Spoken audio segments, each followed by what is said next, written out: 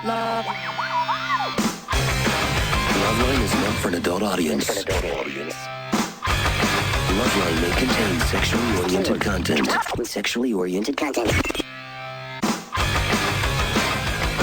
Listener discretion is advised. This is Loveline. Loveline. With Adam Carolla and Dr. Drew. Hey, everybody. Ooh, Loveline. That seem weird or loud? No, maybe it's just my headphones. Hey, Drew. Yes, phone number, 1-800. Quiet. 1-800-LOV. I'll kick you in the nuts from here. He's out in D.C. A very long leg. 1-800-LOVE-191. Dr. Drew, board-certified physician and addiction medicine specialist. Not the love doctor, everybody, but actual board-certified physician. You're in Washington, D.C. tonight? I take it you said down, right? I am. Wow, that's awesome. You're in D.C. tonight, Drew? Yeah, it's awesome. All right. Turn your cans down. Coheed and Cambria are here tonight. I know I sort of butchered Cambria. Claudio Sanchez and Michael Todd both here from the band, and welcome to the show, you guys. How's it going? How are you? We're probably as tired as you guys are, because these guys just flew in from New York and had to do a bunch of press, and I haven't been home yet. I left at 9 this morning, and Drew, I'm sure, is whooped because his ass was on a plane to D.C. this morning, right? Yes, at 6 o'clock. All right, so listen. We're all miserable. Let's try to work this out. At least the three of us can complain to each other. Yeah, we can cry on each other's shoulders, but Drew, you have nothing but the overnight engineer at the D.C. affiliate to cry to. Oh, but you don't know. You don't know what it's like over here. It's wonderful. Here's Shangri-La. Is it nice? Is it a nice station? Yeah, absolutely it is. Have I been there? No. Okay, let's keep it that way. I have a suggestion. I say we play a best of Loveline tonight, but hold on. Coheed and Cambria songs get intermixed within the best of. So we take like a show where David Allen Greer was being extra funny.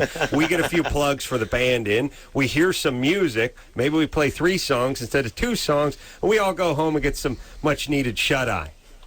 I'm feeling that. Yeah. That's a plan. And Drew's on 1 o'clock in the morning schedule right now. Oh, my God. It's beautiful. It's a beautiful thing. We, I don't think we're going to be able to get away with that. But I think what we should do, the band is, by the way, going out on tour September 27th. They're going to be in Atlantic City, New Jersey, and then going everywhere, right? Yep. Yeah, pretty much all over the country. Out here, they'll be at the Wiltern, which is a beautiful. Have you guys played the Wiltern yet? I don't think we have yet. It's a bitchin' old theater. I heard it's a really cool room. Have we played it? Amazing. It's amazing creative name. It's on Wilshire and Western. That's the corner that it's on. So they just some genius just went ahead and named it Wiltern Theater and thought. And here's what you get. Nobody puts that together. They just put the crappy name part together. Right. So you're getting the worst of all worlds. You don't get the part where people remember it's on Wilshire and Western. You just get the funky weird name. And they get the phone calls asking about the address. Speaking about Drew, do I sound weird in this microphone? You do. You sound strangely. No. It sounds weird. Like you're fuzzy. Really? Yeah. All right. I think in the band, I know you get asked all the time about the name, and some bands don't like talking about the name. But do you guys mind talking about it, or do you care? Where'd the name come from? It's actually 2 characters in a story I'm working on. And you guys, does everyone in the band work on? I don't want to call them comic books. Is that offensive? No, you can call it comic books, graphic novels. Doesn't matter. Graphic novels. But I mean, it's like calling a sanitation engineer a janitor. They don't like it. I'll go with graphic novel and kiss a little ass. That works. But does it have to be a little bit thicker to be a graphic novel, or is it still comic book size? Yeah, the graphic novels are big and glossy. Oh, really? Stuff, yeah. And like average comic books, like porn script thick, right? Yeah, totally. Like 23 pages. Oh, porn don't go. No, that's a couple oohs and ahs. That's taboo 1, 2, and 3 right there. 22 pages. Sorry, I thought you said trilogy. It's a taboo trilogy. All right, we're going to. I think we should hear a song because Drew. Yeah. You are going to love this band. This band is unique. There's nothing else. Michelle's got a little confused. I don't know which one. Oh, and the computer's not up either. How do I start the computer, nice. Drew? We'll work that out later. Yeah? Control. No, you just push any button, All right. and then push Alt D. Yeah, hold on. Do I have to hold down the any button? No, just Alt D.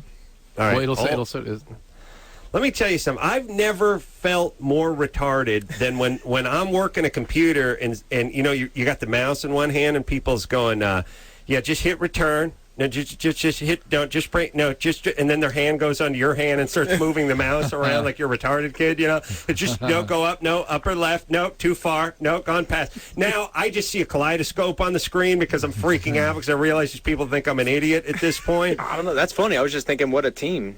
What a team From 3,000 miles away. Oh yeah, That's it's like right. Operate a computer together. Yeah. All right. We're gonna look. Did you get it? Alt D and then Enter. All right. Where's the Alt D? Just Alt is to the left of the space bar. All right. Yeah. Cap, And then- Shift, Center. Yeah. Alt. Alt. Oh, that Alt. All right. Why don't you Alt say and then that D. Alt? And then D. The letter. The letter D. And then Did Enter. something happen? Okay. No. No. Okay. Fantastic. We didn't. But I think a garage door opened in Pacoima. All right, we'll work on it during the song. All right. But we don't have the song either. You understand? All right. So, yeah. Yeah, we do. Well, let me tell you this, because I'm going to start singing the dreidel song if we can't get this worked out. Oh, we do? Yes. Okay. Yeah. Coheed and Cambria, everybody. Who knows what goes on in the old vagina, the old vagina, the old vagina. Thank you. 1 million sold. All right, I don't even know what song we're playing. We're playing Welcome Home. Welcome home. Coheed and Cambria, everybody. In studio tonight, Claudio and Michael both here from the band. You like that, don't you, Drew? Yes, I do. How'd you know? Well, because you know why? It's symphonic. It's melodic. It's big. Cool. Yeah. I don't go it's for a all this throwback, stripped down crap. Yeah, I like it big. I like my bands like I like my ladies, you know? I'm with you. Oh. Yeah. No, I just what I mean is you know this I like a string section, a horn section. I like to fill up the stage. Oh, man, I'm with you. And Yeah. we are, like, as many, like, musicians as we can get on it. Like, Yeah, was lots that of music, lots of... who was instruments. that? I mean, did you guys arranged all that and how'd that all work out? A guy named Carl Bergen, right? Is that his name? Carl Berger, yeah. Did the arrangement for, like, the strings, and it's on a couple of tracks on the new record. And then we had a quartet of, you know, musicians come in and just track themselves over and over again until they became an orchestra. Oh, really? That's how it works. And now it's that big. Now, what do you guys do when you do it live? Actually, we just started doing this. We never did it before, but we have a friend of ours from home who kind of operates like some keyboards and samplers and stuff, and he kind of just samples digitally from the tracks from the record, and you know does the best that we can do Rendition to he recreate can. it live. And Right. You're not going to see an orchestra up there, but you can see some dude like standing behind an amp making a whole orchestra sound. Yeah. Well, good enough because I'm high. You know what I Good. mean? So I might even be facing the stage. You know, that's my thing. Like a little bud. Maybe the orchestra will be there then. That's what I mean. I'm staring, hopefully, if I have decent seats, at thousands of people. Yeah, there'll be a whole orchestra there. That's what I meant. All right, Drew, you ready to take some phone calls? All right. Yes, Who do you want? Who do you want? Break it want down. to talk? You want someone has a the smelly vagina call fell off. There you go. I always hate that. Damn. Was that a pun? Attracted to needy guys. The smelly vagina fell off. Hey, Danny. Oh.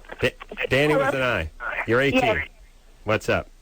Sorry, I didn't really think you guys were... I called before, and you had me on hold for, like, ever, so... All right. Well, let's not buck that trend. We'll put you back on hold for a little while. That's my fault. I love it when everyone starts off with a subtle jab, which is, I wasn't prepared to talk to you a-holes because last time I called you a-holes, I was on hold with you a-holes for 90 a-holing minutes. But now I'm on. Oh, okay, now I got a question. Like, don't start. Here's the deal, everyone. Save the insults for the end. Our stupid callers start with the jab in round 1. Save the haymaker for round 12. Get your question in, get your answer, then call me a dick and hang up. Yeah, grip us with the heavy details early. Right. You know what? It's like a job. Your boss should like you for the first week or so. Don't barge into his office and take a dump on his desk. Wait until you quit. And then to ask do for a that. raise. Right. That's what I'm saying. All right. Now I feel bad. Danny? No, it's not like that, because I live in Kansas City, so the delay is a whole, like, day. Like, we don't get your show until the day after you guys record it. You're fat. All right, Drew, please. Whoa. It's Go confusing. ahead. Not say that. Go ahead. Ask your question, Danny. Okay, I get really attached to, like, in terms of, like, needy guys, in terms of, I'm pretty mature for my age, in my opinion, and they don't have the same goals as me, and I just get sick of it, you know? I get, like, the guys that aren't motivated, and I really like my boyfriend I'm with now, but I'm afraid it's going to turn into a problem later, and it's like, is there any way to avoid that problem, or am I just choosing the wrong guys? Well, You're choosing the wrong guys. Yeah, what are some of your goals? Well, I mean, like, okay, I graduated high school at a young age, and he's almost, like, he's 19 right now, and is in his last semester of high school. All right. And why? Are you going to college? Yeah, next year. I plan, like, I don't have the funds to do it right now, so I'm working, like, really hard for a year and trying to save up for it. You know, I have jobs, like, goals of, like, getting a good job and, you know, going to college and doing, like, the normal things that I think someone my age should be doing, but it just seems like... All right. I'm, like, Hold on. I got to give a word of advice to everyone who does that thing where they're talking about always climbing the ladder and working hard, and I got goals, man. I'm going to dump... Don't do it. It's low rent. Don't talk that way. People that have stuff never talk about that. They just quietly do it, you know? Right. When you talk about... Like, it's like when I see a guy sitting at the Starbucks with that, you know, 10 things successful people do thing, I just think loser. Right. Now, the guy who wrote the book smart, but the guy's reading it's a puss, you know? Don't do that. There's never been anybody who was truly successful that became successful because of those GD books.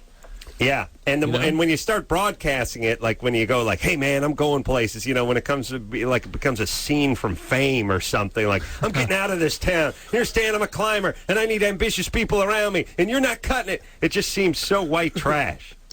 Don't do it. That's what I'm saying. Don't quietly, Danny, be ambitious, but quietly ambitious. Oh, I'm not real Don't Take it down a notch. Don't even talk. No, like, I'm not... You guys are, like, overestimating... No, just nod. Okay. Okay, now nod your... Hold on. Nod your head. Nod your head, yes or She's no. nodding, yes, Are yes. you currently enrolled in a college? Right now? Oh. Bad sign. Right now it's a bad sign because that ain't Harvard, baby, or Brown. No one goes right now. Yeah, right now. I'm in Cambridge. Yeah, I'm going to Harvard. Yeah. You guys are so mean. Okay. All right. Right now you're not going to college. No, I just graduated high school. But I thought you graduated early. You're 18. Yeah, I just graduated last year. Like the end of last year. I was 17, so that's early for me. Okay. And you've been working hard, saving up for school. Yeah. And you're going to go to a 4-year college. No, 2, actually. Sorry to disappoint you guys. Ooh. Let me explain. You don't have to save up to go to junior college. Are you insane? Yes. Yeah. Thank you. Yeah. No. As a matter of fact, anyone shows up on that campus with more than a 20 in their wallet, they'll toss your ass right out. Take your bong and your hacky sack and get out of here. You're saving up to go to junior college is like saving up to go to prison. No, it's You not. don't save up to go to prison. You just go. There's not a larger degree in my field that I'm studying. What are you studying? It's automotive. Automotive. Automotive. Oh, my God. Well, now we found some common ground. All right. Yeah. What are you into? American Muscle? You like the European stuff? What do you like? I don't know. I've like the older cars and stuff. The problem is I've never. Okay, this is going to sound really cliche, but I didn't have a father around, teach me that stuff, and I think that's what drove me to, towards it. You're overweight. Do you know anything about cars? Very, very little. Very little. What? I'm I'm going to confused. college. You're studying it in college, and Well, what? she's going to study That's the it. plan, right? Right. I see. Okay. You want to be? Usually they don't start from nothing, though, do they? You want to become a certified mechanic? Yeah, I'm going to get GM certified, but they start from nothing. Like I'm into the basics, change your oil, change your tires. I work at a tire. Ooh, with the Good boy. drop the S bomb. Now let me explain something about GM. It's Mr. Goodwrench, Yes. Not Miss. not Miss Goodwrench. Miss. You understand me? It's not Ms. Goodwrench. Although picture that dyke, Ms. Goodwrench, haunchy, big waffle-soled boots coming down the thing. She gave me a ride down here. Pulling your dipstick out and doing it under her arm. Pulling it out. Or whatever. Tasting some tranny fluid. Yeah, you're running lean. You need to flush Yeah, you're a flush out. Tell you what, you're blowing a seal on that slave cylinder, my friend. If I go ahead and tear it down, for the hoist wasn't being used right now. Drive by the pad. I'll do it over the weekend. Slip me a 50. I got nothing to do. I was going to shoe a horse, but go ahead and drop your tranny. Change the seals. You won't pay taxes. Just go cash. Okay. I'm running low on Red Man.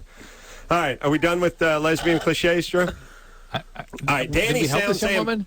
I don't know, but she is thinking about going to junior college to learn how to be a mechanic, and she's worried that her man is not ambitious enough. Right. It prices her out of the market, you see. Right. Yeah, what does he want to do? Go to real school? Or I'm just saying, what do you have to do to outdo that? Right. How low do you have to go? You have to be standing there with one of those cups with the handle on it and the string and the ball on it and just trying to get it in the cup for 24 hours a day. Like, the only less ambitious move you could do than not going to mechanic school. Danny? Ambitious for me to, want to better my future? No, you should want to better your future, but go ahead and do it. Don't worry about the guys. Don't worry about this guy. Okay, so just drop him, or Well, he's 19. No. I don't know. Do you like him? Is he a good person? We haven't found out, by the way, why it took him so long to get through high school. Did he fail? Yeah, he got into a really bad drug phase. All right, well, that's a different issue than his sort of ambitiousness. He's a drug addict, and if he isn't actively in recovery, he's going to be a problem. No, he doesn't touch anything anymore at all, which, I completely admire. You know what I mean? He had to go through some stuff to do that, but I'm just afraid that, I'm just going to get sick of the fact that, he doesn't really have a job. Okay. Danny, here's the thing. Do not get pregnant. Yes. I concur. That's it. Here's the reality. Danny, you're thinking too far ahead in relationships, too far ahead in life. You're 18. Relax. Go to college. Get certified. Get that patch with the ASC certification on the thing. Go those are nice. Get your gig at the Firestone. Get the Miss Good Wrench thing worked out. And work on that. He can work on staying sober and graduating high school. Do not get pregnant. A couple years, you guys will be broken up anyway. It'll be no big deal. All right? There you go. What is that thing? Someone has to tell, all 18 and 19-year-olds, stop freaking out. Slow down. Yeah, absolutely. Don't get pregnant. It's like, we're engaged. Don't get engaged at 18. There's nothing to prove. You have 5 years before you have to do anything. Just focus on a little education, getting your head together, maybe a little travel. Try not to get stabbed or get pregnant, and that'll be a good year. All right. Let's take ourselves a little break. Sagely advice from the Ace Man. Yes, Drew? Oh, yeah. Oh, yeah. All right. We'll take ourselves a quick break. We'll be right back after this. Hey, everybody, it's Loveline. I'm Adam. That's Dr. Drew. Coheed and Cambria in here tonight. Claudio and Michael both representing the band. And Dr. Drew in Washington, D.C. Why? Because somebody dropped a nickel. That's right. So glad I've trained you to say that. What's happening, Drew? What'd you do over there tonight? I gave a talk in a synagogue. Awesome. And I suggested to them that it might not have been a great environment for you to participate with me, and if you sort of let loose with a couple F-bombs or something. Right. In the house of God. I don't know, Well, let me tell you something about the Jews. They're more flexible than the Christians, who are uptight. I see. Jews know how to tell a joke. Yeah. Like to tilt the little wine every once in a while. I don't really think the Jews are really. I don't know what they buy into. I think they just like eating and hanging out and having a good time. Yeah. That's my take on their religion. Sure. But they don't want to take any chances, so they sort of follow along. Like every Jew I know, does something on Passover and Rosh Hashanah and all that, but none of them believe anything. But they just go, F it, I'm going to do it anyway. I don't want to chance it. I don't want to monkey around. I'd like to come out with you tonight, but I got to go home and have this glass of wine or whatever. Yeah, and I got to eat something. Some matzah or whatever. Yeah, a lot of food, food-based stuff. Unleavened, though. Unleavened bread. Absolutely. That's right. All right. What's the deal? They didn't have yeast back then, or it was too heavy to drag through the desert? They're in the What's desert. the deal? Well, get some yeast. And no ovens, no yeast. Come on. All right. But here's the deal. Do we have to eat that crap now? That was 2,000 years ago. Now we have yeast in ovens. What's your excuse? Stop punishing yourself. All right, let's take a band. Let's take a band question. Let's see. Talk to Eric. Eric, Oh, it's a great band question. How'd you guys come up with the name? I think I already asked that question, Eric. I know you've been on hold for a half an hour, so it's not your fault. That's not my question, actually. All right. What you got? I was actually wondering, there's like supposed to be a story behind it, right, about Coheed and Cambria? Yeah, that's true. I was wondering if you could kind of just tell me, exactly, what the story's about exactly. Oof. Calling all nerds. It's kind of that was a nice soundbite. It's quite. I think it might be a little too complicated to shorten it. But I don't know, Claude. What? It's a. I would suggest going to the website. They talk about it there a lot. Yeah, it's quite a long story. And Go to to the get into it, website, we can't Eric. really sum it up briefly right now with giving it any kind of. All right. Context. Anyone who wants the answer can go to what website? CoheedandCambria.com. And you'll find the entire story. All right. Let's talk to Seth, who finds sex unbearable. Ooh, sounds like a better question. Let's do that. Yeah. Parents' fault for naming you Seth. You get named Seth, you're not into sex. Speaking of Seth, I was just looking at Seth MacFarlane here on Late Show. Oh, really? Yeah. The Family Guy creator guy? Yeah, Busy brought him up last night. I guess they dated a couple times. Oh, really? Yes. Wow. Yeah. Smart kids. I've never met him, but I find that man a amazingly talented guy. Yeah. Genius. He's and as I love all his work. and as smart as he is Nice. as nice as he is. Yeah. He's really a nice guy. He's like a sort of a sweet, unassuming guy. That's Seth? good news. Yeah. What's up? Hello. Hey, man.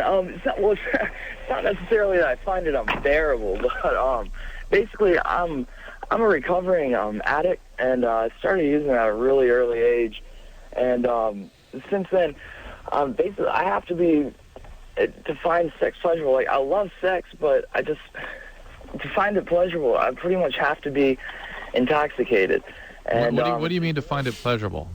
the actual act of it, like being, I've been with, almost like 20 girls, and I've only had sober sex maybe 5 times.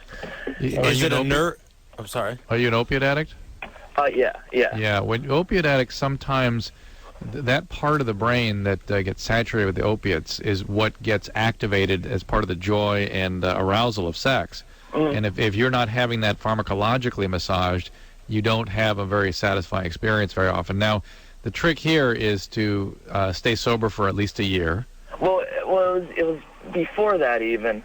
And, I used, I don't know, I guess I can say this on air, like heroin for a while, but almost to sort of numb out a lot of stuff. And All right, hold on a second. Seth, yeah. what are you doing while you're talking to us? Is you rearranging some cassettes or something? No, actually, I'm sitting in my car. I was just about to pump some gas. All right, well, stop multitasking when you're on a national radio show, please. All right. Now, you sound... All right, hold on. Let's talk about Seth for a second. Put him on hold. Seth sounds like one of these guys that's uncomfortable in his own skin. I feel most sorry for these people out of all the people in the world. I mean, you see a guy in a wheelchair, you see a guy missing an arm, you see a guy any kind of handicap. Nothing is as bad as the people that feel like there's 1,000 cockroaches inside of their skin. It's like somewhere between just low self-esteem meets I'm not sure who I am meets I know no one likes me meets life's confusing, but there's something. Well, you know Seth what happened, just strikes me as that. Know what happened. I actually... Go ahead. Yeah, go ahead. I had a question for Drew, actually. This is Michael from Coheed. Don't opiate addicts, doesn't that kind of numb you up, like when you're on opiates? Yeah, it does, for the most part? It stimulates a part of the brain called the anterior cingulate, and also the areas deeper in the brain that are rich in opiate receptors that you really, they're down-regulated and can't be sort of activated by normal physiologic mechanisms. And so unless you have that going from that pharmacology, it's hard to feel much of anything. Plus, he clearly was a trauma survivor, and so sexuality probably has a million horrible feelings associated with it. And he's not been sober. I'm sure he's not been sober more than about a week in the last 5 or 6 years. Well, let's you just hear it. Because I mean, wouldn't you think how long does it take to get those? At least a year. Seth, no kidding. Seth, were you traumatized when you were younger? Well, yeah, that's one thing. Well, also, I'm just kind of nervous being on air. That's what a lot of it is. All right. I'm actually coming up to a year of sobriety. And so basically, due to that, I've been almost celibate for about a year. So that also has a little. Were you a trauma survivor? That's another thing. Since I've been in recovery, I'm sort of some memories are kind of coming back, and I believe I was molested, but that by a babysitter when I was young. But that's one of those things where my brain almost won't let me get to that. It keeps shutting down. Why do you sound like you've been using something? You've not been smoking pot still or something? No, actually. I mean, it's kind of late. I'm on the East Coast. You're completely sober in the program. Drew's on the East Coast, too, and he sounds like Tony Randall. I thought I heard that tone of voice as You understand? Yeah. Yeah. Oh, yeah. No. Right. I mean. All right, listen. Here's the thing, Seth. To me, the sex is probably the least of your worries at this stage in life. I mean, you need to get your therapy, stay in your program, get your head on straight, get a job, and fight to keep it, and do all that good crap. And then I think as these other things work out in your life, the sex part should start working out too, especially if you have a good relationship. It should. And him not having sex his first year in sobriety is great news. He's not going to allow a relationship to take him out of his sobriety. It's good news for whoever he'd be crawling on top of. I'll tell you that right now. But if I may make a suggestion, don't let the desire for sex lead you to try to sink back in or anything. Let it mellow. It'll get better the longer it goes away. Right. Well, that's interesting, Drew, because some people, Michael brings up an interesting point, which is some people go, I can't enjoy this, so I got to get high so I can go live my life. Don't do that. That's right. All right. Which is nonsense. Let's talk to Candace, who's 19. Candace? Yes. What's up, baby doll? So am I on air now? Yep. Okay. I've been with a guy for about 2.5 years now. And here's how you'll know you're on air. We'll be talking to you because there's no way we would talk to you if it was off the air. You understand? Okay. We're way too big. I got a break. I got to go talk to Candace real quick. Go ahead, Candy. Okay, so I've been with this guy for like 2.5 years, and he's cheated on me for the 9th time just recently. And wait, how long have you been with this guy? 2.5 years. How old are you? I'm 19. I'll be 20 in November. It's time to end. Time for it to stop. Well, the thing It's is, only a little over 3 times a year, Yeah. yeah. Not Well, quite 4 times a year. There's a lot of holidays. Yeah. Yeah. It didn't start until I was pregnant with this kid, and that was about 1.5 years ago. What a So it started then, and it's been really hard to ditch him or to lose him, and I've tried a lot of times to break up with him and get over him, and I can't. I don't know what it is, and did you give birth to his child? Yeah. Yeah. They did. All right. Are you raising the child? Yeah, all by myself. Single, independent woman here. Well, wait a minute. How can he cheat on you if he's not around? What do you mean? Well, you're raising his child by yourself. Yeah. He's not in an active relationship with you. Well, it's like, for a long time I was living in a little town. He lives up here in Seattle, or he used to live here in Seattle, and then I lived like 100 miles away. And we lived together for like a year. And then when I became pregnant with him, he stuck around for like 3 months, and they took off. And then he'd come back, leave, come back, leave, and I kept on taking him back because I had his kid, and I had like so much love for him, or whatever it was I had for him. Whatever Candace, it was, right. Candace, let me just jump in, and I got a plan to give the kid a fighting chance. Please. Yeah, take the kid, put him in the child seat. You know, the one that goes in your car. Yes. Okay. Tie a weather balloon to that seat, and just let them go. Hopefully, he'll hit the Gulf Stream and make it as far as Japan, and be raised by a nice Asian family, so the kid can have an education and some clothes and a life. No. That would be a much better plan for this child than the one you're currently. She could just turn laying over out. to the family of raccoons in the backyard. That'd be good. Let a friendly family of raccoons raise this child so he can get an education and have a shot at something better. Is it really that bad? Well, I mean, the chaos Doesn't and seem to the sound guys good. cheating and all this. I mean, here's the thing. You shouldn't have a kid when you're 18 years old or 19 years old. But once you do, then you have to start acting like an adult. Yeah. And super flaky guy who's popping in and out of your life and possibly going to get you pregnant again when he pops in again needs to go. You understand? Because now you're mom, and you have to lead by example. I totally understand this. And, I mean, I bought my own car, which is, like, you know, good for me and my age and everything.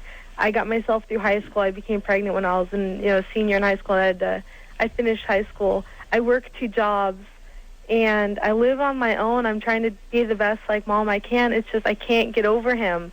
I don't know. Well, where's your dad? How do I get over him? Do I? Well, where's your horrible father? He's in Arizona. Yeah. What happened when he took off? Yeah, when did he split? Did he know your mom? Yeah. Oh, definitely. He was in my life till I was about 11 years old. Why did he leave? What happened? Drugs. Yeah, listen, you can't get over him because you haven't dealt with Dad. Huh? You got to deal with your dad. Look, you take an 11. Oh my God, my dad is the same way. It's like I've gotten along. I get along. Hold on, so Drew. well Are you with writing my this dad. down? Finally, we're learning something on this show. Shocking. After 11 years, finally a breakthrough. Okay, baby. Do you understand how people are? Here's the deal. I got to give my polar bear speech just one more goddamn time to all the idiots who listen to this show or who have friends who could be told about this.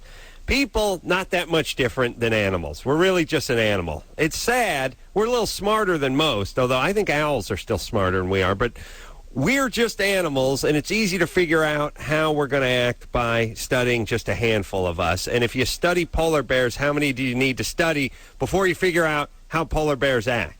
Right. 50, 100, 10? I mean, we understand that concept well. You look at 100 polar bears, you watch them for a year, you know exactly how polar bears act. You know about migration and mating, hibernation. You know everything about polar bears from just studying a handful of them. Teenagers, about the same thing. Humans, same thing. She's got daddy. Daddy took drugs. Daddy abandoned her.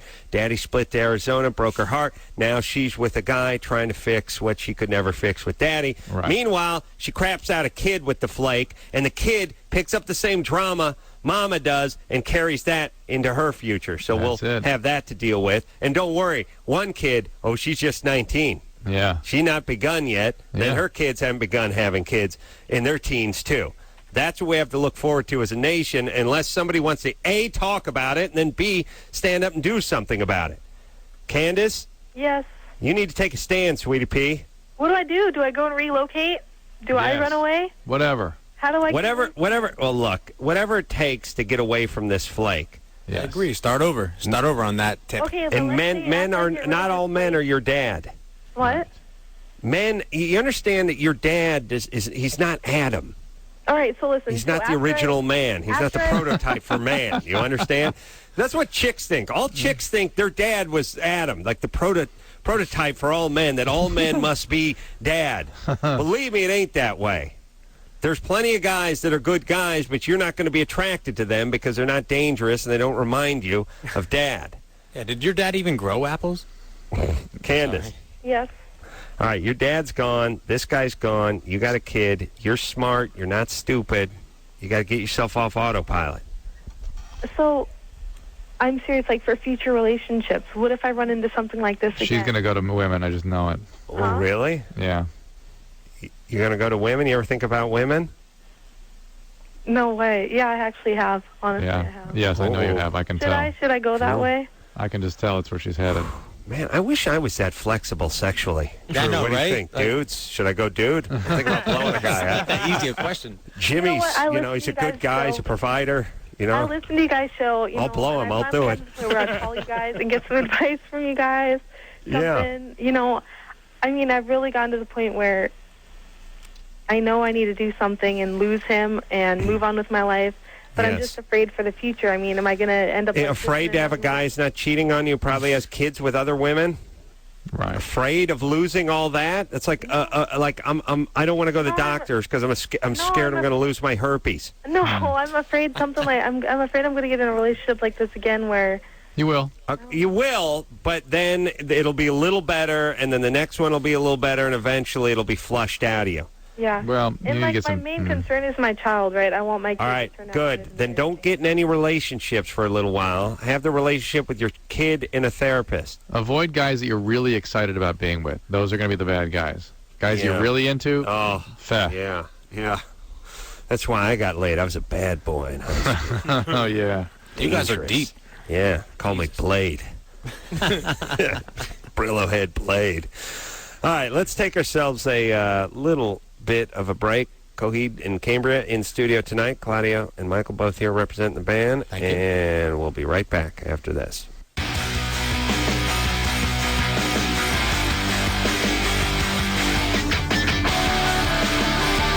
Hey, everybody, it's Loveline. I'm Adam. That's Dr. Drew in Washington, D.C. Why is Dr. Drew in Washington, Because D.C.? somebody dropped a nickel. That's right. Coheed and Cambria in studio tonight. Claudio and Michael both here. Good Apollo, name of the CD, which, it's a little longer than that, but I'll just give you the first two so you can go ahead and go on the internet and find that, or go to your local whatever and get it. It just came out this Tuesday, right? Yep. 20th? A couple days ago. Yeah, and it's climbing the charts, baby. Your record label chick was telling me like 100,000 copies and most added and climbing this and that. So congratulations. Cool. You just delivered the news to me for the first time, so that's good. What she said. That's a good deal.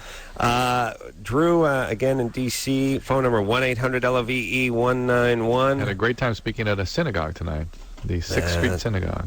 All right. Wait, are you actually plugging a synagogue? Yeah. That's what I'm doing.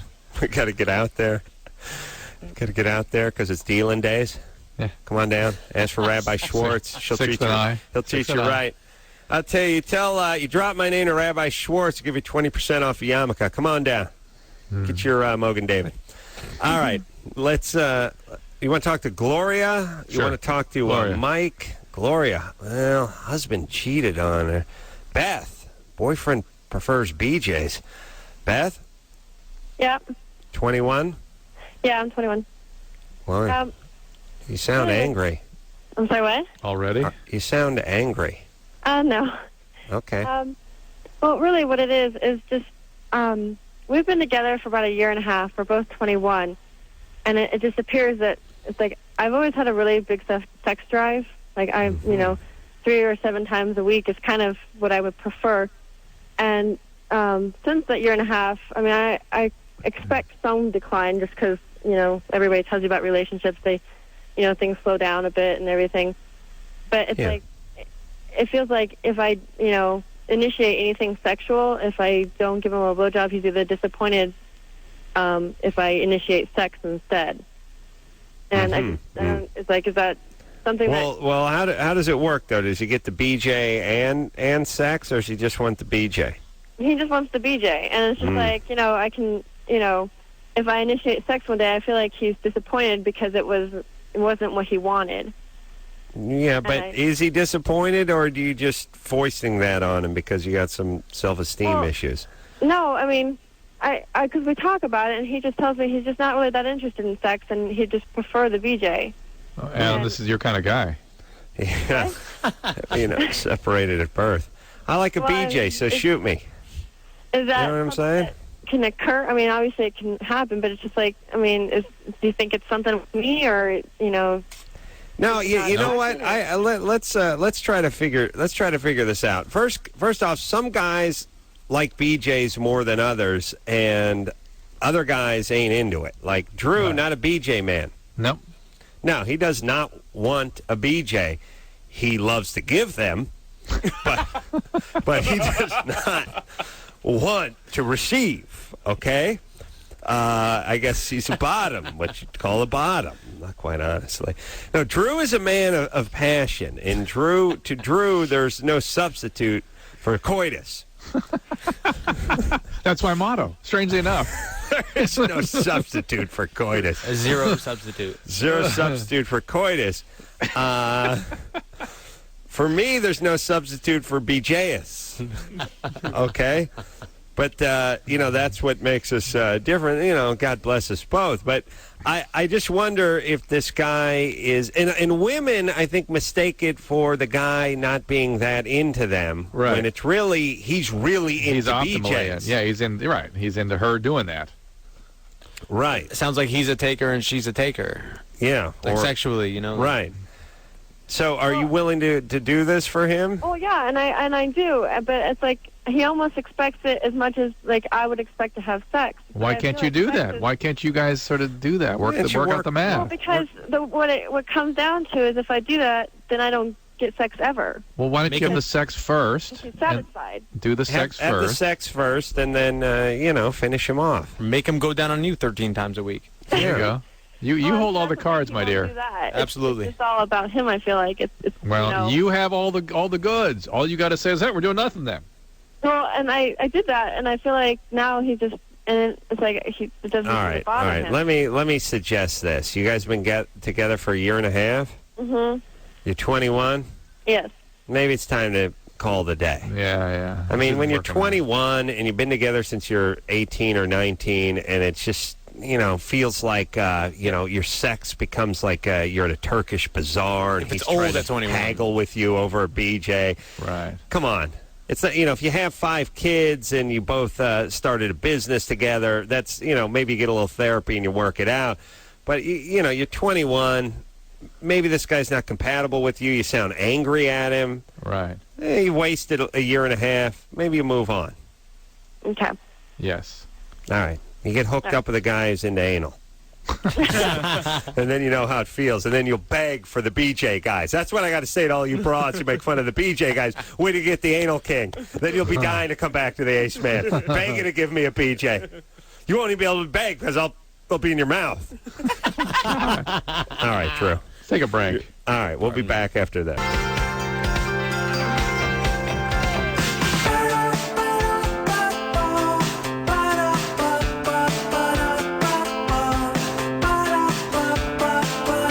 Hey, everybody. Loveline. Nice. I'm Adam. That's Dr. Drew in Washington, D.C. That's right. Now, I just want to say it every time. Because somebody dropped a nickel. That's right. Coheed and Cambria in studio tonight. Claudio. Thank you, gentlemen. In here. Good Apollo, name of the CD. It keeps going, but that's enough for you to find it. ... I was just, engineeress Michelle was just showing me a story about a tragic story about a boxer who died in the ring on Saturday night, or died from injury sustained in the ring. But they did that thing they always do, which I always think's a bad idea, is in the story they always do that part where they go, he died doing what he loved, which to me is no consolation. Right. Like, I like beating off, but if I die beating off, I'm not going to be happy about it, neither is my family. You know what I mean? Yeah. They always do that, and I don't think he liked it when he was being killed by it. That's my take. I agree. He loved grilled cheese, but he choked on it. Yeah. So he was happy. Yeah, it's like he loved this. He loved to parachute, but when that chute didn't open, I bet he hated parachuting for the last couple of 1,000 feet. Like those, he died doing what he loved. His last thought: "I'm never parachuting again." This sucks. Sorry. Whenever you're killed by whatever you love most, is your last thought is, "This blows. I don't love this anymore. It's not even my top 10 list of things I love." Like if you love camping, but you're being eaten by a bear, you don't think about how much you love camping. And it's no consolation that you died. It's worse. You should die doing something you hate. Yeah. You know what I mean? Yeah. Like So just follow through. Yeah, that's what I hope. I was like, Adam hates work, and that's where he died. You know what I'm saying? Yeah. And it all came together. It all came together. He actually was good that he died earlier in the day, so he didn't have to stay to the end. All right. Shall we keep moving forward, Drew? Yes, please. I'm hearing an echo. Is that your cans? I don't Drew? think so. All right. Cans are what we call headphones in the business. It makes people think you know what you're doing. And they're as big as cans. Bouncy. Got Nice. got a question for the band. Got a smokes pot question. Musical influences. We'll try that with the band. Griffin?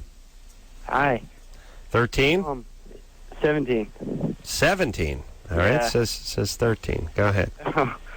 Yeah, I had a question for the band. I just want to know, what some musical influences were for you guys, and, how you guys got started. Musical influences. Primarily a lot of classic rock, like Led Zeppelin, The Police, Pink Floyd, things like that. How we got started, as any other band would get started.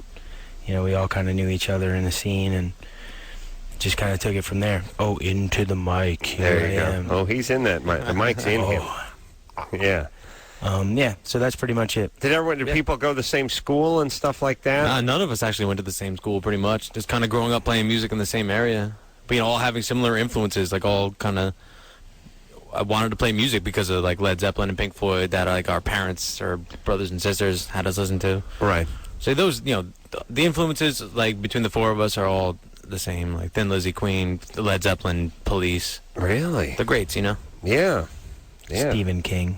Yeah, that, I'll tell you, I had that Black Rose CD from Thin Lizzy back in the Hell day. yeah. Yeah. Good stuff. Yeah, Thin Lizzy's good. Hey, Griffin? Griffin.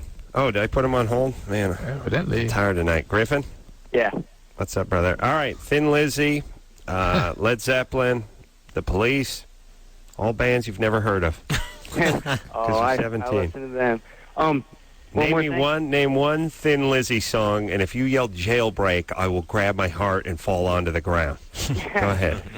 I don't know any, but All right. Come on, boys okay. are back Go in find town. some. Yeah, boys are back in town. It's a big one. I was at the Avalon show. You might remember me. I came in backstage with you guys, and I showed you my tattoo. Oh, yes. Is it on your neck? Is that you, or is that I'm mistaken. Is it a Dragonfly one? Or No, I had the keywords on the back of my arm. Oh, my apologies. All right. But I remember the Avalon show, and I remember, like, we've seen a Thanks. Good. None Nice. of the questions All about right, the Griffin, keyboard. let me tell you something about being in a rock band. You don't remember the dudes who come backstage. You don't even want dudes backstage. You don't even want yourself backstage. Nah, that's it ain't your like that, policy man. Come about on, dudes. man. There wouldn't be a backstage if it wasn't I'm just for saying, the dudes. I don't know this guy. Most bands are so stringent about guys being backstage, they don't even let members of their own band come backstage. That's how I would be in the band. Yeah, maybe we met in the restroom and you showed me that tattoo. I'd be like, 'Cause I'm not sorry. allowed backstage anymore. You know the from here on policy, out. no dudes backstage, but I drum. I don't. Everyone's got an excuse. Just keep moving. All right, let's talk to Cool, man. Well, thank you for your support and everything. 17-year-olds. I don't know. I don't want to seem like Pops Carolla here, but I feel like you ought to be 18 before you get that tat. I just feel like it's something that's going to be with you for a while. Yeah. Yeah, I have some terrible ones myself. Did you get them before 18? Like when I was 15 and stuff. Oh, really? Yeah. Oh, Yeah. sure. Which I don't mind.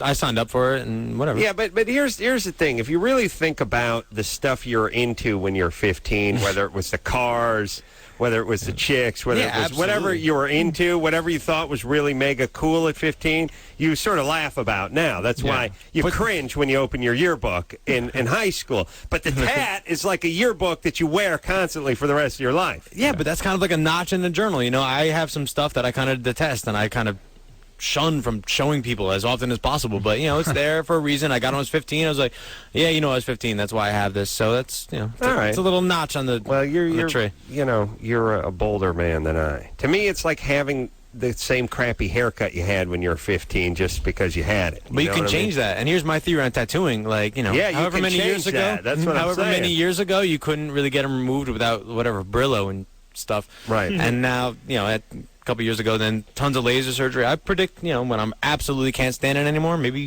whatever, get a laser. $25, just Well, get that zapped off in 2030 or whatever. Try 2,500, but what'd you get? Because it's not. You got to go 9 times. I know all about. What I that. get, I got some just some small pieces from an artist in Kingston, New York, like a little solid black dragon and stuff. When I was 15, it's not. But it's not. Nothing Still, really. it's not like the Fonz holding 2 thumbs up and saying "hey" or anything. It's not right? like. I got that. It's not like a. It's not like a Alice in Chains tattoo or anything. You know. What I'm All saying? right, so it's not nothing too bad.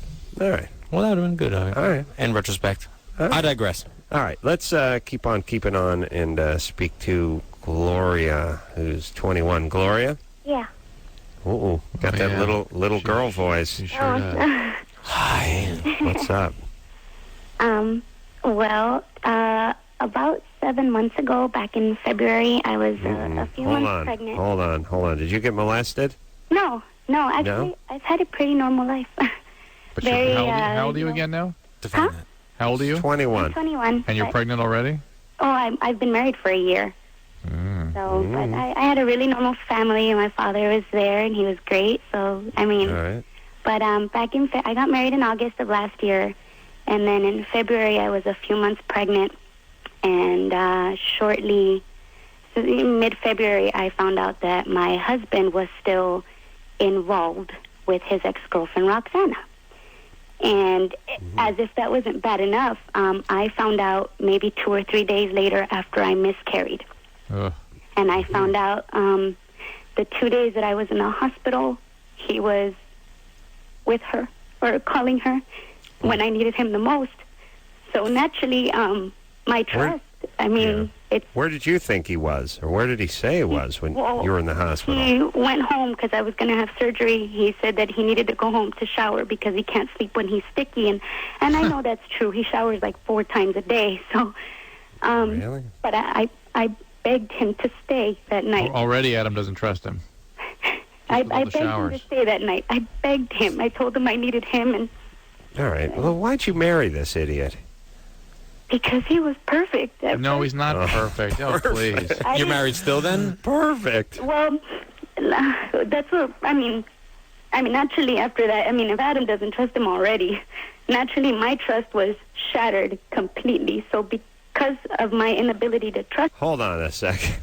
Look, something's got to be going on with old Gloria growing up. Yes, There's something happening. Just the drama. Just the need for the drama. And that you get married to an a-hole so young and demand that's so wrong. It's escapism. All right, let's get our pickaxe and mining helmet out and do a little digging and see what we can get at. All right. Gloria. Yeah. Your biological father was the one you grew up with? Yeah. I've tried to kind of blame people here at home, and it hasn't worked. Well, that's what I do. But, no, it's just... We've had a lot of problems because I haven't been able to trust him, and we fight, we make up. All right, hold on. Did your dad cheat on your mom? Yeah. Okay. It wasn't a perfect childhood. It makes me so angry when people. Getting somewhere. Yeah, of course. That's what you married. You married your dad. There you go. Once again. I told him that once, but because I haven't been able to trust him, our fights have escalated to a point where he asked me for a divorce today. Today? Hold on. I'll tell you, Gloria, there's, I know you're going through a hard time, but there's just so much pain and drama in your voice. I'm heartbroken. I understand. Well, I understand that. It's a throwback to PTSD from your dad. It just, what is that? You screwing around? No, that's Anderson. We haven't, I've Anderson, would you stop that? This poor girl's on the brink of suicide. That's awful.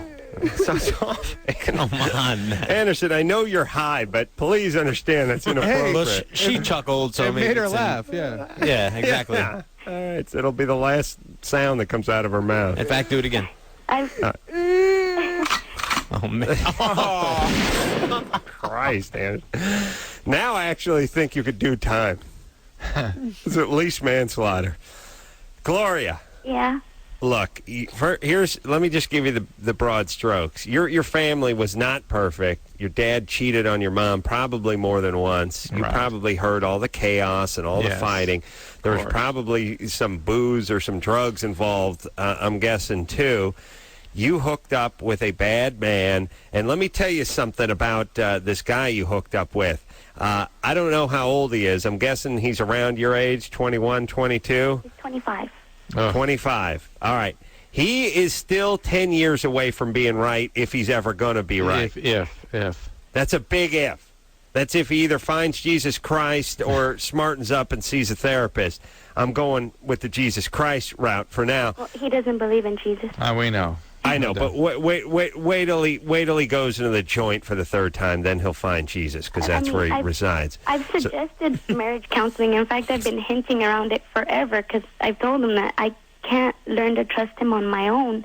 And he says that even counseling ain't going to fix anything. And then he sends me text messages saying, I love you and I miss you, but let's go our separate ways and never want to see you again. All right, How do you say that in the same sentence? But, Gloria, the guy's, a sociopath, and you're a victim, and you're going to have the same relationship that your poor mom had with your, cheating dad, okay? Your dad's an idiot, and now you're attracted to idiots. We already went through this in the show in the first hour. Let's just move on, baby. You're 21. The guy's a serial cheater.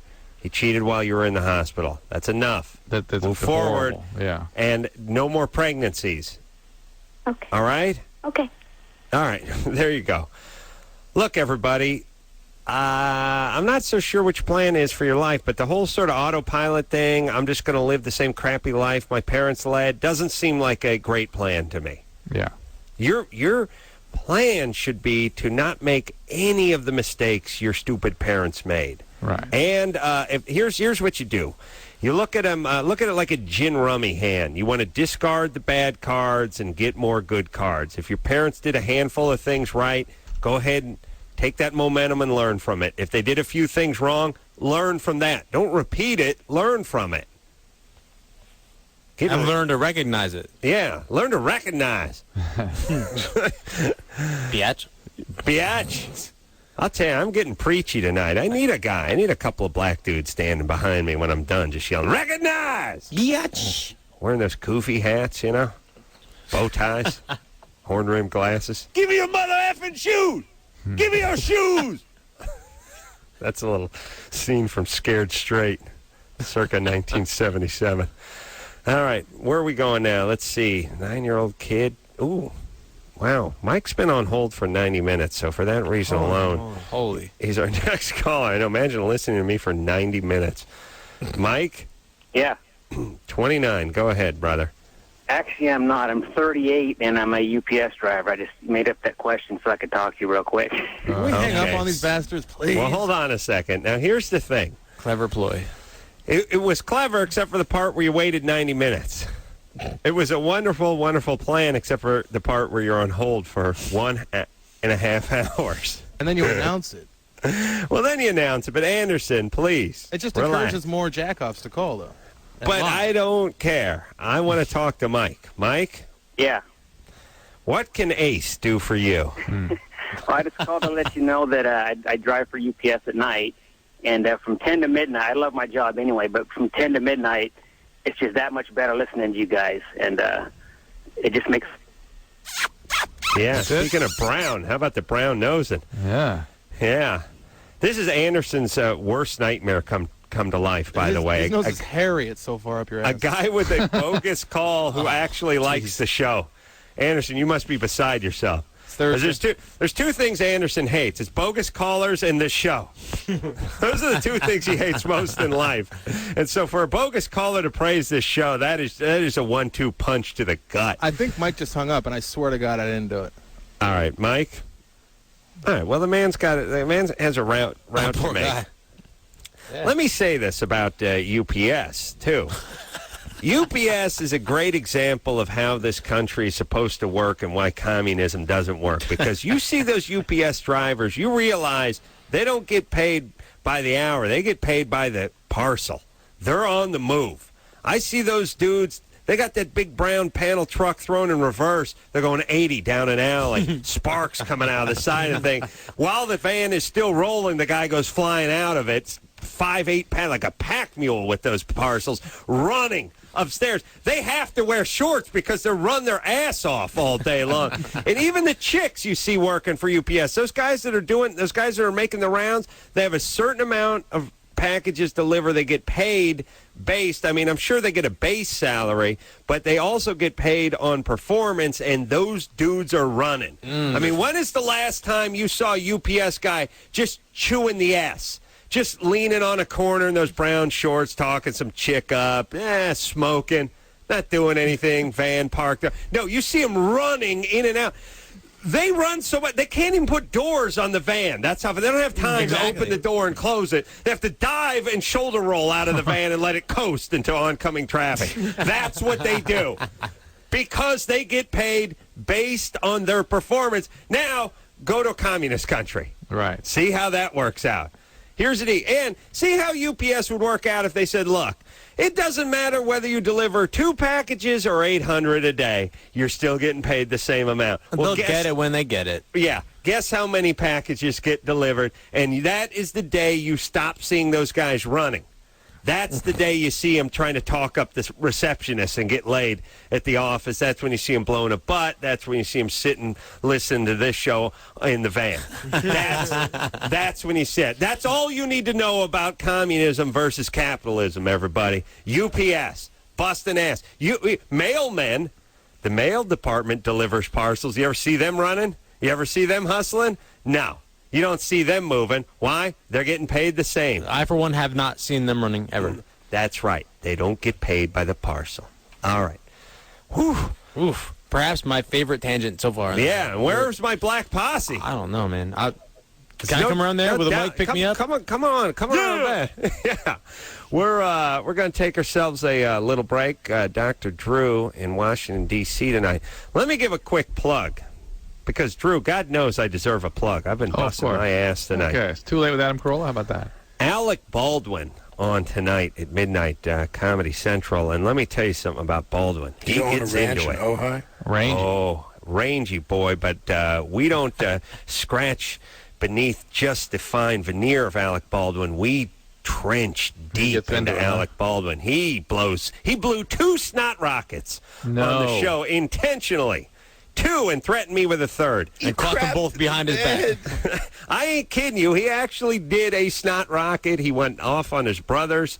Alec Baldwin tonight on Too Late, midnight, Comedy Central. Take a quick break. Be right back with Coheed and Cambria after this. Hey, everybody. It's Loveline. I'm Adam. That's Dr. Drew. Phone number 1-800-LOVE-191. Coheed and Cambria in tonight. Claudio and Micah. Joining us from the band, Good Apollo, name the CD, out as we speak. Drew. Yep. You know, you missed the San Gennaro, the kickoff of the San Gennaro feast tonight. How was it? Here. It was good, you know. Lots of talkative ides, although I'm such an idiot. You know, I was there, and they were doing the whole press thing. I just saw it on the TV behind us here. They did a thing on the news. It reminded me of it, but I got there early to do the whole press thing and talk about the San Gennaro feast, and they had a couple celebrities and a couple Italian celebrities and that kind of thing.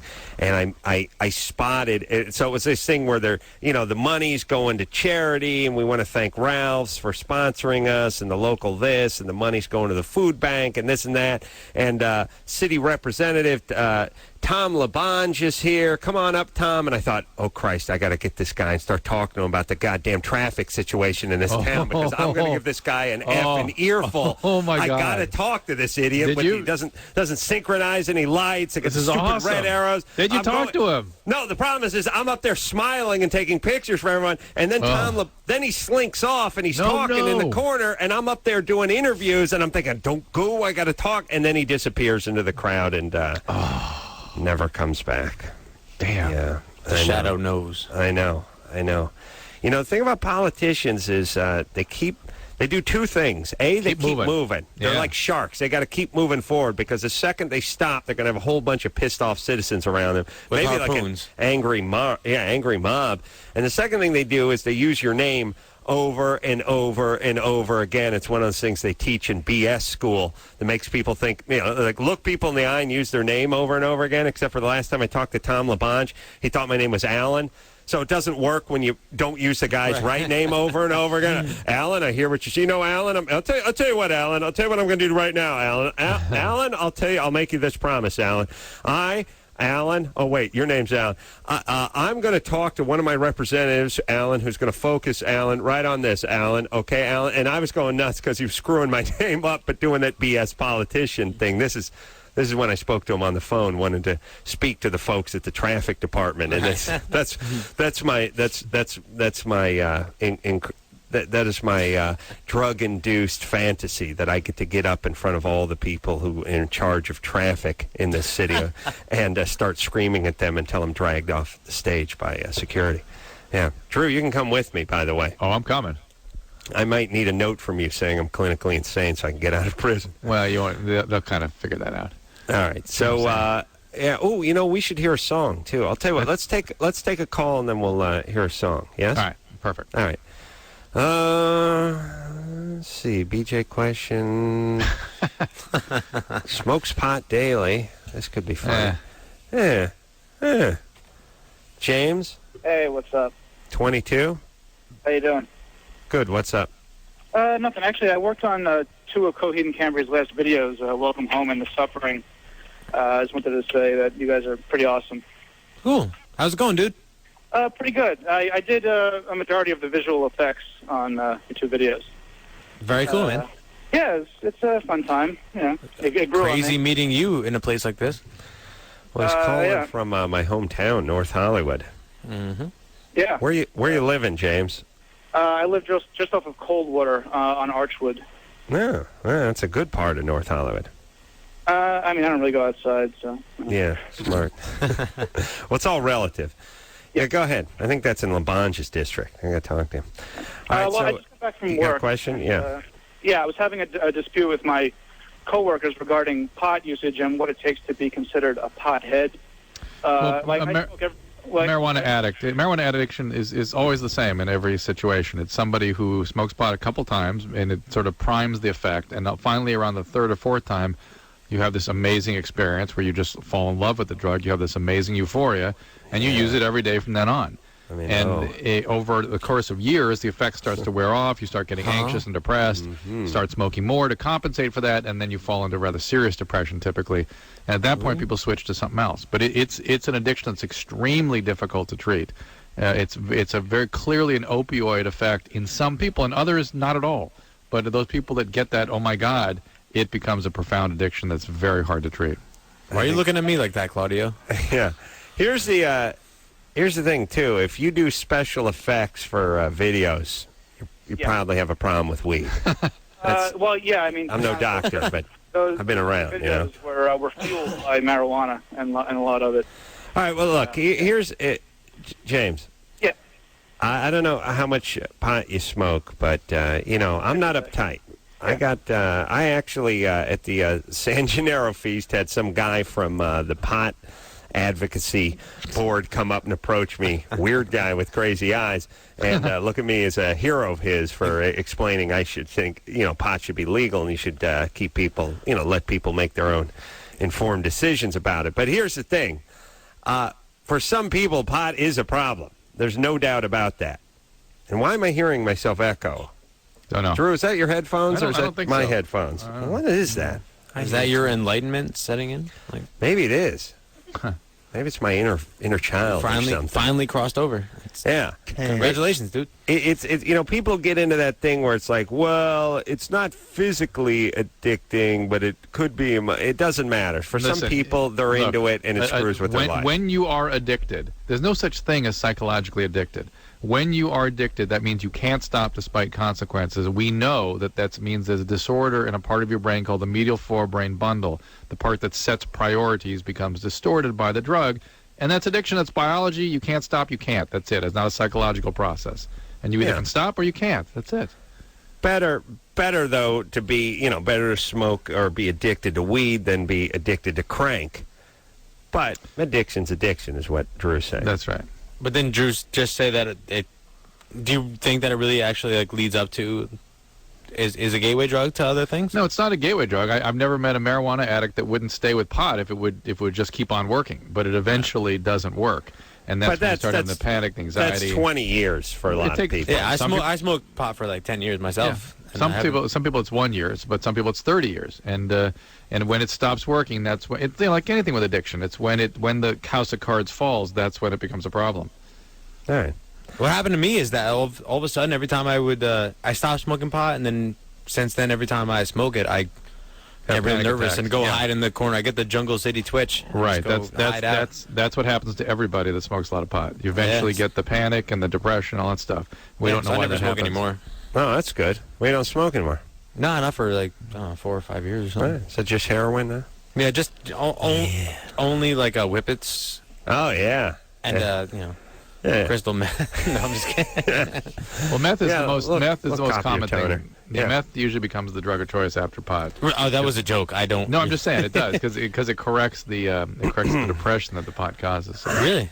Yeah. Is that like a basic a go-to after pot? It's it's the most common go-to because it corrects all the problems that the marijuana causes. I mean, when you're searching around smoking more pot to try to get the effect back, and you keep getting panicky and anxious and depressed, you start looking for other solutions, and amphetamines corrects everything. So people think, oh, there we go, let's keep going.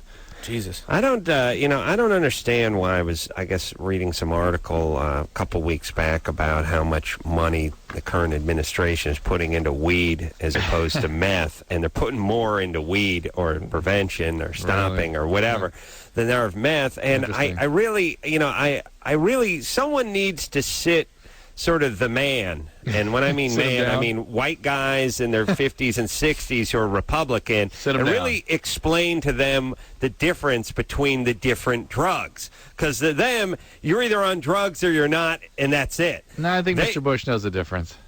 I think he does.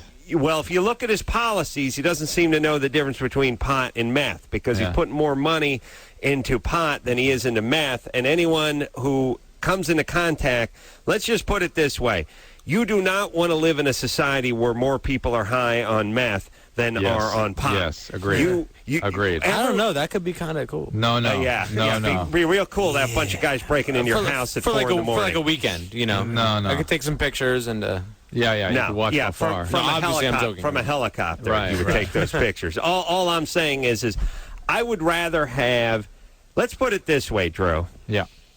I would rather have 50% of the populace smoke marijuana on a regular basis and every day than 5% have a problem with meth. I concur.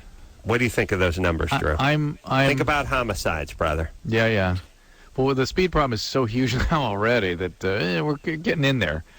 I'm just saying 5% of the population, which should, be, several, several million people high on meth. I mean, 15 million people you got high me. on meth. You got me. Yeah, I'd rather have everyone just smoking weed. Yep. All right, and so would Frito-Lay. Oh, that's who you work for now. You would still work for. I would buy stock. Of course you would. If I had this tip, if I knew this was coming, I would just buy. I would sell everything and dump everything, all those tech stocks. Go get Frito-Lay and let's go. Whoever makes Bugles and Funyuns, go get it. Oh, we'll all be rich. All right, let's hear a song, shall we? Beautiful. Yeah. What song are we going to play next? I know. Oh, it's written down. Here we are. Yeah. This one's called "The Suffering." Yeah. God, somebody's making that music. Coheed and Cambria. Cheers. Yeah, you just don't hear it around. And if you do hear it, you got to go listen to a classic rock station or something. Right. It's kind of refreshing, kind of nice. You flatter us. And no, I'm impressed. And I think certain bands play a certain attitude or style of music just because it's easier. Like, well, we don't have to do that much. We don't have to sing that well. We don't have to play that well. But if we have a ton of attitude and seem kind of PO'd when we're out here, then people will leave us alone and think we're artists. But this stuff's ambitious. Yeah. Drew? Yeah. Yeah. How about you kiss a little band ass? I'm listening. Yeah. I'm in. Okay, buddy. All right. You took a leak during the song. Don't give me that crap. No, I'm listening. I'm actually listening. Right. Get me a CD, please. No, I'm taking it. No. Snooze, you lose. All right. Well, we'll get an extra CD for Drew. Thank you. Be waiting for you here on Sunday. Of course. We'll take a quick break. Be right back after this. Yeah, everybody. Coheed and Cambria in studio tonight. Hi there. What is happening? Who is this? Is this new? The White Stripes. Oh, White Stripes. All right. Well, this video is amazing. I haven't seen it yet. Oh, it's awesome. I'm not even going to try to get to describing it, but... All right. I'll just turn on MTV2 when I get home and check it out. I bet you shall. Let's see. Let's talk to Amy. Oh, wait a minute. Big boobs. Hold on a second. Oh, boy. Here you go. Courtney? Bouncy. What? 17? Yeah. I don't have big boobs. Oh, okay. Well, we'll keep moving. Well, just hang on. She's only been on hold for 34 minutes. What does it say up there? How did you read big boobs? Gets sick to her stomach when her boyfriend sucks on her boobs. I guess I saw boobs and stomach or something. I thought they were big. I'm not a big reader, Drew. I believe it poisons the mind. I know. I've noticed that about you. What's that place called where they hold the books and then they let you borrow them again? The bookstore? No, this is the place that lets you borrow them. The library. What? Hold on. What was that? The library. That'd be the library. See, it doesn't have the word book in it. That's why it's always hard for me. You know what I mean? It's not the book lending place, or the book exchange, or you know what I mean? It's hard to figure that out. It's got a name in it that don't sound like a book. Library. That's nothing. Sounds like a place where you go to, lie. Yeah, like tell fibs or something, or it's, you know what I'm saying, Drew? I hear you. I'm saying I shouldn't be expected to remember that. Amy? Yes? What's the question, baby doll? 27 years of age. Hold on. I have two questions, actually. My first question is regarding giving blowjobs to people who are uncircumcised. Yeah. Mm-hmm. Okay, me and my best friend have actually been in the experience in the recent past, and it's totally different. So, I'm wondering, what it is for the guy. Are you supposed to just put the whole thing in your mouth, or are you supposed to pull the skin back? 'Cause it's kind of a pain in the ass. Mm-hmm. Well, the skin's when it guys are hard, the skin kind of comes back automatically. Right. But Yeah, still, it's best not to break the penis up into too many parts when you're giving a BJ. Just lick Go the ahead. cheese. Yeah, just put the whole thing in there. Yeah, I would say, well, let the guy sort of guide you. Yeah. Yeah. Well, all he says is you're so good, and so I think that's what's the real deal. Oh my God, this Watch girl's. that thing. Where'd she go to finishing school? I didn't quite catch that. I think Geneva. Geneva. Okay. I'm pretty sure it was Geneva. Lausanne. It was Lausanne. You're right. Lausanne. Yeah. Okay. It could have been somewhere in the south of France as well. Oh, yeah. I picture Amy's upbringing. Just a quartet of cello players at long table. In the porch or the living room of the trailer? Jesus Christ. I mean, for 27 years old, you have a BJ question, you got to work the S word. The BS word. She's like, I could just see her chomping away on that gum. You want BJ? Can I leave the gum in? Yeah, it's bubblicious. Don't worry, I won't chew. I learned my lesson. Oh my God! Yeah. All right, let's hold on. I'm gonna yell at Amy. Amy. Yeah. No swearing. You understand me? Okay, got it. No, but here, let me explain something. I'm going to put you on hold so you don't swear. I put a theory together from doing this show, which is when stupid people get a head of steam verbally, they swear because their brain can't keep up with their mouth. Right. When you're stupid, you have a fast mouth and a slow brain. And you cut your mouth loose, and it's like letting a chicken go in a yard, and your brain can't catch it. Your brain can't catch up to it, and before you know it, boom, MFer comes flying out. It doesn't want to run into the fence, but it does. Right. When you're not, here's what you have to do. If you're not smart, you have to pretend like you're at court, and you're in court, and you're guilty of something. Be very deliberate. Nice. And when someone says, you know how guilty people talk? They go, well, then where were you that night, Mr. Johnson? Well, I'd gone to bed at about 10 p.m. They have to think about every word because they don't want to shout out something stupid about linking them to their wife's body down at the lake. Post-meridian. Right. That's what they need to do. And that's what stupid people need to do when they talk on the radio so they don't swear. It was yellow American cheese. Amy? On the sandwich. Be very deliberate when you speak now. Got it. And watch yourself. What's going on? What are you doing for a living? Blowjobs. I work at a restaurant. Cocktailing. Yeah. Are you a server? Yes. Yeah. All right. I know you guys as waiters and waitresses, by the way. I'm not buying into this whole server part. Server more demeaning than waitress. Yeah, it really is, isn't it? Yeah. Waitress is kind of formidable, yeah. all part of the same team. Waiter, we're here to eat. We're here to... Yeah. Server sounds worse. I'm your server. Yeah, it's real close to servant. Yes. All right, so, and what do you hope to be doing, Amy? Marry a nice circumcised guy and settle down? Hopefully, yeah. I'm not sure. Okay, sweetie. But here's the deal. You're 27, It's time to start focusing a little bit. Right? Right. Okay. There you go. Okay. And I appreciate the deliberate answers, by the way. In a clear and present voice. That's right. No, here's my advice for you, Amy. Okay. You like to have a good time, and that's Right. fine. and God bless you. I wish there was more of you. But here's the deal. You're 27, and that's fine. You have a few more years to have a good time. But you have to start planning just a little bit. Because when chicks who've been partying for a long time had a good time for too long, don't look as good as they did when they were 21 and 22, and then they get into their 30s, and then they don't have an education, and they're still working at the same crappy restaurant. Life gets tough. Uh-huh. So just start planning for the future. Okay, you know Mr. what I'm saying? Man. All right. Roast. I'm just saying, whatever you're into, education, whatever your goals are, starting a business, whatever, just start looking into it. There you go. Okay. There you go. All right. All right. It's not all about PJs. God knows I know. Of course. I'm speaking from experience. I thought the penis train would never end when I was her age. And I found out when that ball caboose hit me square in the chin. I found out at that moment. No, I'm not trying to be funny. Oh, yeah. Yeah.